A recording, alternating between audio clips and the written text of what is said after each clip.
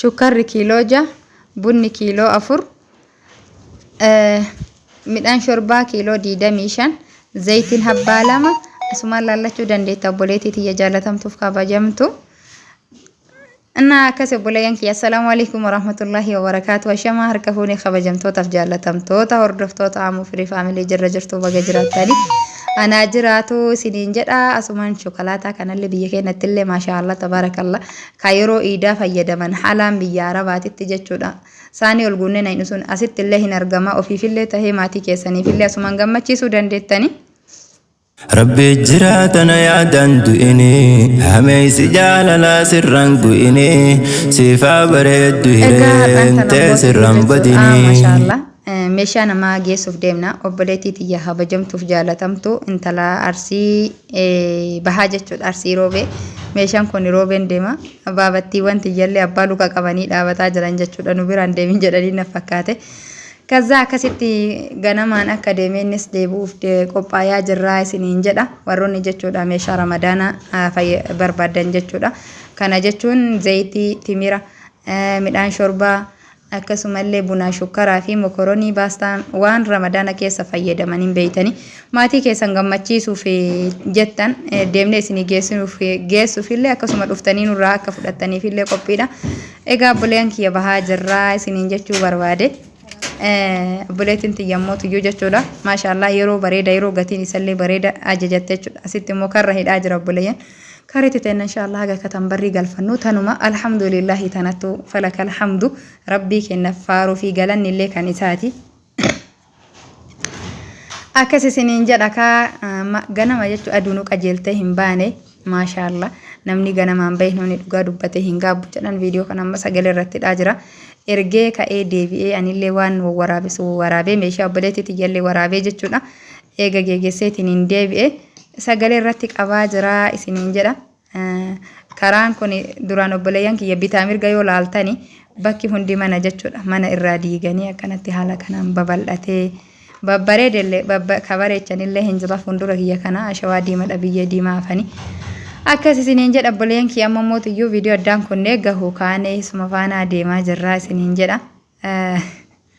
Suuqiin tun immoo teenna waan barbaadan hedduu bareedduudha mee yeroo bira geennetti ilaaltanii hedduu waan isin ajajattan wanni achi keessa hin jirre hin jiru isiniin jedha.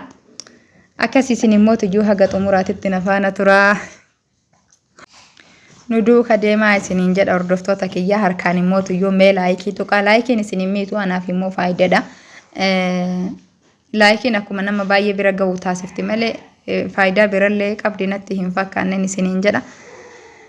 Asuma warroonni eessa jirtanaan jettan Adaamaa jira. Adaamaa keessallee boolloo jira jechuu seensa Arsii bahaa mana barumsaa hawaasii kuni warroonni beeytanii hin beeytanii kan beeyne immoo tuyyuu asumaan as jiraa isiniin jechuu barbaadeeti. Meeshaa keessan immoo hin geessinallee dhufanillee hin fudhatanii namatti illee nu ergaa hojjettan isinii erginaa isiniin jedha.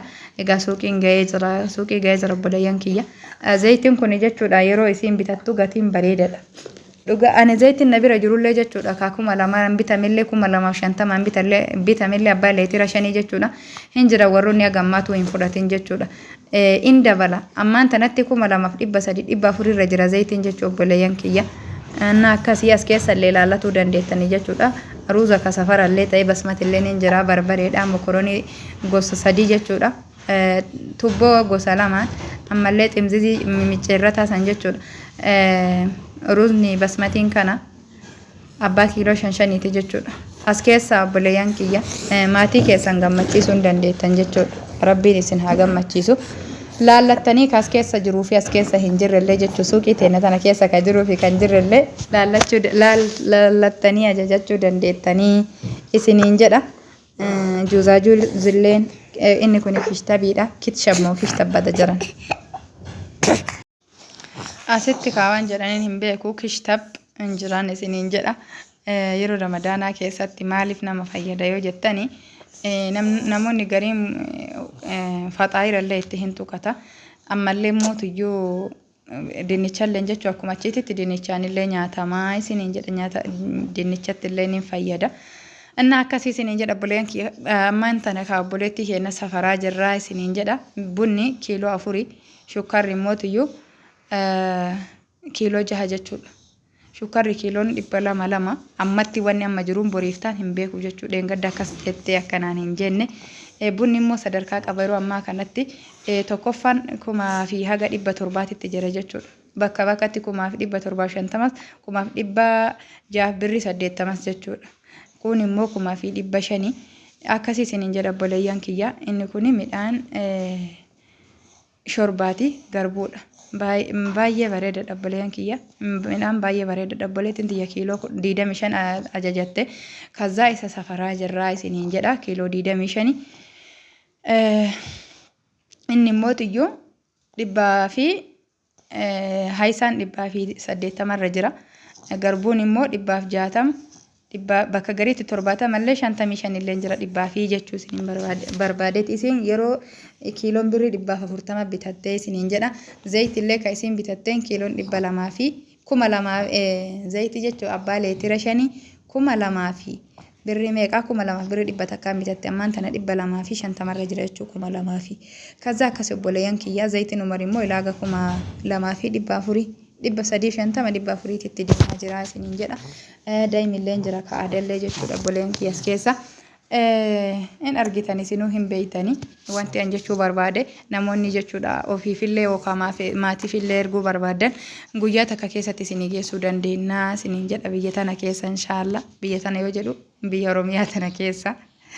Naakasi obboleeyyan kiyya baarakallahu fiikum feestalli gurraachi dhoggame bakka sanii qaraxiixii bulee tan isillee akkuma feestala jirti. Jara kiyya duraan isii feestala birrii 5 binna tan amma 50 binna.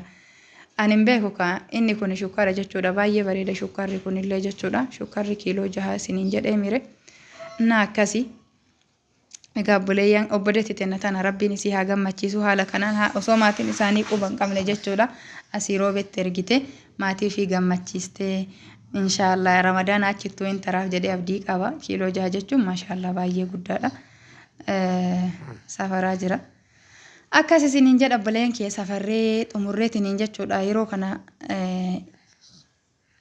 garuu viidiyoon hin xumuramne boolloorraa immoo tuyyuu tuqura baay'ee mannahaaraan achi miree mannahaaraan asallaa jechuudha. Kazaa akkasii karoo bellee deemu achumaayii isiniin jedhaan immoo tuyyuu midhaan hafe asitti walitti qaqqabee kinootuyyuu jechuudha. Hin geessine wanni baatee achi fiduuf hin jiru asumaan tara waan ta'eef eeganii jira kana qopheesse kiiloo 25 jechuudha. Inni kuni karaa irratti siqeenii eeguuf qophaa'anii jira jechuudha. Zayitii takka fudhatee takkana hambisee deemee akkasii kabbaleen kee jiruun duniyaa akkanumatti tartii akkana yoo wajji fiffiigan malee hin taatu akkanattuu fiffiiganiitu uumaa isiin achi hin seetu jechuudha. Akkasii obboleeyyan kiyyaa immoo tuyyuu kana halaaltanii fi ima argitanillee garuu immoo tuyyuu anaaf immoo hojiidha. Laalaa laayikii koomentii akkasuma inshallah yaada keessanillee naa kenna yaadni keessan alaafumna kuni kaameeraadha jechuudha. Kaameeraa gugurdaa sooqiddi biyya alaa sunillee jira kinoo talaaskitii keessatti qaqqijatan. Akkasii mokoroniin ishigii fi safarallee hin jira isiniin jedhee ka barbaadanis feetan safaraan feetan immoo akkasitti maatii keessan gammachiisuu dandeettanii jiini kun ji'a rahmataatii ji'a kan keessatti wal dhabe walii araaramuu ji'a keessatti walitti jabaate immoo walii garaa laafuu isiniin jedha hordoftoota kiyyaa kinoo kanallee qimamii shaayiti jechuudha. Qimamii baay'ee mi'eessa hin beeytan har'a haarawa godhee isinittiin himu warroonni maatii keessanii ajajjan biyaansi birrii 100 yoo ajajjaniif isaanillee hedduu itti gammadan jechuu ramadaana kana osooniin jechuudha. Aduu keessa hin fiine osoo dadhabbii wajji dhugaa aduun asitti tarii biyya namaa keessa yookaan qorra jechuudha. Akka biyya namaa san biyya keenyatti makiinan hin deemanii halaa kana dura isinitti himee jiranaaf fakkaate maashaallah hedduu bareedaadha. Isinillee ajajadha isiniin jedha biyya keenya aduu keessa kanatti lukaan babattisanii deeman yookaan kontiraanni amma fa baanzilli hin jiru. Haguma maxumanni tiyyuu kuma namaan jedha yoo taarifa taate malee taarifnu dabalee jira. Kanaafuyyuu malaan jala taranii isinillee zalaalamii achiin teettan biyya namaa kana rabbiin nagaan isin haa galchu. Akkasii haala kanaan gagammachiisaa haguma dandeettaniin haguma humna keessaniitiin jechuudha. Yoo lama dadhabdan takkitti yoo leetira 5 tana dadhabdan obboleeyyan kee leetiruma 2 illee 3 illee yoo bittaniif maatiin keessan sanumatti gammadanii ani immoo haala kanaan isa yaabbisee asumatti isa eeguuf jechuudha. Ka meeshaa hafe achi fidee fi yoo bakka takkatti oliin seenan wanni garagara baafneef illee itti kafalaa jedhanii akkasittuu nama kafalchiisan biyya keenya kanatti warri makiinaa gugurdaa falaa ilaaha illallah dhiqqama kanatti illee zaambeelimattis kafalaa jedhanii. Ani immoo midhaan shorbaatii fi zayitii takka biratti hambisee haala kanaan eegaa jira isiniin jedha obboleeyyan kiyya. Ega balayan kiya itti kennee viidiyoolee yoo sawwaraa bunnatti hin tolle makiinaan dakasii dhufammataan deema waan ta'eef hin daddafanii anillee daddafee itti kennee biraa deebi'ee isiniin jedha obboleetti tiyyaa baarakallahu fiiki maatiin kan kee bira har'asii gaasiin jedha asumaan obboleetti tiyyatame ishee argatteeni inna akkasii jalqabarraa warri haga xumuraan afaana turtan galatoomaa isiniin jedha lakkoofsi kiyyammoo tuyyuu jechuudha kanniinis tahee meeshaa mana keessa wantoota akka firaashatii fi arabiyaa majlisii warri ajajachuu barbaadan lakkoofsi kiyya duwwaa 964842526 argachuu dandeettanii aga viidiyoo biraatii walitti deebinu tika rabbii keessa naa turaa isiniin jedha asumaan obboleeyyan kiyya wanni ana akka obboleetti teessan wallaaltu takkaatitti isinitti dhaammachuu barbaade warroota shamarranii qofaan jedhaa jira warroota dubartootaa qofaan jechuudha. Nutiin kun uzurii baay'ee qabna warroonni ramadaana tanirraa jechuudha. Qadaan isinirra jiru akka tasaa tahee jechuudha ilaa gar'aatitti ofirraa hin kafaliin yoo jiraattan asumaan isin yaadachiisuu barbaada kafa ofirraa kafalaa soomni seenuu fi isiniin jedha. Baarakallahu fiikum namoonni immoo tuyyuu jechuudha namaa walitti wal dhabbii qabdan. Rabbuma keessanii jecha irraanfadhaa dhiisaa isiniin jedha viidiyoo kiyya xumureera. Assalaamu alaikum warahmatullahi wabarakatuh.